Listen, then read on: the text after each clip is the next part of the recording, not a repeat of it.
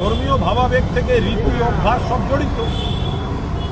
তো এই জন্য যে মামলাগুলি কোর্টে হয়েছিল তার মধ্যে অন্যতম একটি মামলা করেছিলেন বিধায়ক আখরুজ্জামান নেত্রীর নির্দেশে, এবং মাননীয় দলনেত্রী মমতা বন্দ্যোপাধ্যায় তার মতে ধর্ম যার যার, উৎসব সবার।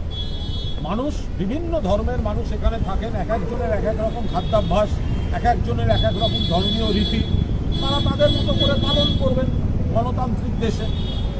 তো আখরুজ্জামান যে মামলাটি করেছেন তাতে একটি তাৎপর্যপূর্ণ রায় আজ কলকাতা হাইকোর্ট দিয়েছে। আমি বিষয়টা আপনাদের শুধু বলে, আখরুজ্জামান সাহেব তার বিস্তারিতটা বলে দিতে পারবেন, যে কলকাতা হাইকোর্ট যে রায় দিয়েছেন তাতে কিন্তু আখরুজ্জামান সাহেব যে আবেদনটি করেছিলেন সেই আবেদনটিকে যথেষ্ট গুরুত্ব এবং মান্যতা দেওয়া হয়েছে। 1950 সালে যে পশু হত্যা সংক্রান্ত যে আইন, তার 12 নম্বর ধারায় বলা রয়েছে যে সমস্ত বিষয়গুলি যা যা আছে আছে আছে আছে এইগুলো মানতে হবে, এটা মানতে হবে, এটা মানতে হবে, কিন্তু 3টি বিশেষ ক্ষেত্রে রাজ্য সরকার ছাড় দিতে পারে, শিথিল করতে পারে। তার মধ্যে একটি হচ্ছে উৎসব, ধর্মীয় উৎসব। একটি হচ্ছে ধর্মীয় উৎসব, অর্থাৎ 1950 সালের আইন, কন্ডিশন যাই থাকুক, সবকটি কন্ডিশন যা যা আছে, বাট 3টে ক্ষেত্রে সেটা শিথিল করতে পারে। তার মধ্যে একটি হচ্ছে ধর্মীয় উৎসব। তো আখরুজ্জামান সাহেব মামলাটিতে আইনকে চ্যালেঞ্জ করেন। তিনি বলেছিলেন, আবেদন করেছিলেন মহামান্য বিচারপতিদের কাছে, আদালতের কাছে, মাননীয় দলনেত্রী মমতা বন্দ্যোপাধ্যায়ের পরামর্শক্রমে যে আবেদন করা, যেটা আমাদের রীতি। ফলে এই 50 সালের আইনের 12 নম্বর ধারা অনুযায়ী ধর্মীয় উৎসবের ক্ষেত্রে শিথিলতাটা আনা হোক। তো মহামান্য হাইকোর্ট আখরুজ্জামানের আবেদনে মান্যতা দিয়ে রাজ্য সরকারকে নির্দেশ দিয়েছেন 24 ঘন্টার মধ্যে এ সম্পর্কে তাদের বক্তব্য কোর্টে জানাতে হবে। একদম 24 ঘন্টার মধ্যে জানাতে হবে। অর্থাৎ 50 সালের আইনের মতো আছে, সেই আইনেরই একটা ক্লজে রয়েছে, 12 নম্বর ধারায় রয়েছে 3টি ক্ষেত্রে সেটা শিথিল হতে পারে: ধর্মীয় উৎসব, গবেষণা এবং চিকিৎসা ঔষধ, এই ধরনের বিষয়। তো এই ক্ষেত্রে আখরুজ্জামান ধর্মীয় উৎসব সেই জায়গায় শিথিলতা আবেদন করেছেন। মহামান্য হাইকোর্ট এই আবেদনকে মান্যতা দিয়েছেন এবং 24 ঘন্টার মধ্যে রাজ্য সরকারকে তাদের বক্তব্য, তাদের অবস্থান পরিষ্কার করে কোর্টকে জানাতে বলেছেন।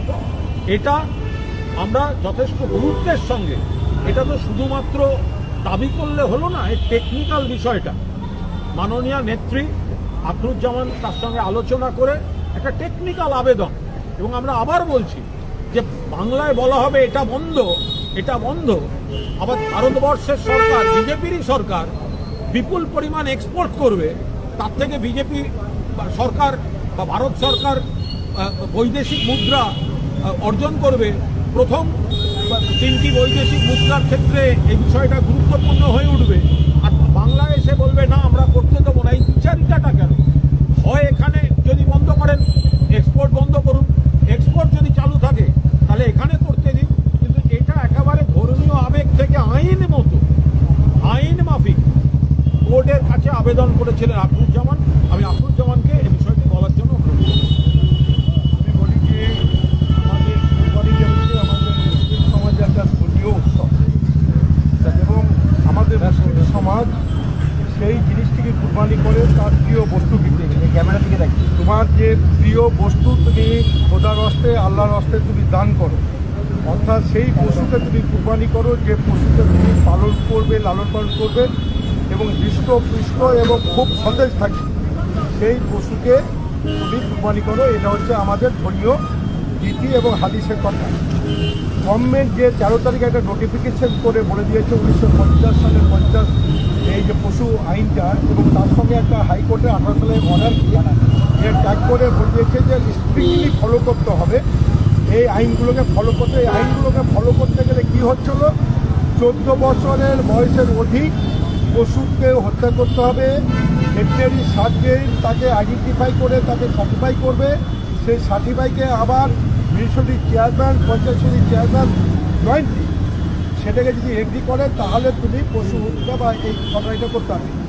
এটা কিন্তু আছে, আইনে আছে, কিন্তু সেকশন 12 সাবসেকশন 4-এ আবার বলা হয়েছে বিশেষ ক্ষেত্রে এই আইনে ছাড় দেওয়া যাবে। কী ক্ষেত্রে? যে ধর্মীয় রীতিনীতি রিলিজিয়াস পারপাসে যদি এটা প্রয়োজন হয় এখানে ছাড় দেওয়া যেতে পারে, এবং মেডিসিন পারপাসে এবং রিসার্চ পারপাসে। তো আমি এই 3টা ক্লজকে মূলত সামনে রেখে আগামী 27 কিংবা 28 তারিখে মের মধ্যে যে কোনো দিন আমাদের পবিত্র কুরবানি হবে। তো এই পবিত্র কুরবানি হতে গেলে সরকারের আইনকে মান্যতা দিতে গেলে আমাদের যে কুরবানি রীতিনীতি সেটা কোনোটাই মানা হচ্ছিল না। তো আমি সেই সময় আমি 16 তারিখে প্রিন্সিপাল সেক্রেটারিকে আমি চিঠি করে আমি এই আইনের ব্যাখ্যাটা দিয়ে বলি যে আমাদের মুসলমানদের যে কুরবানিটা আছে এই ক্ষেত্রে একটা এক্সাম্পশন করা হোক, ছাড় দেওয়া হোক।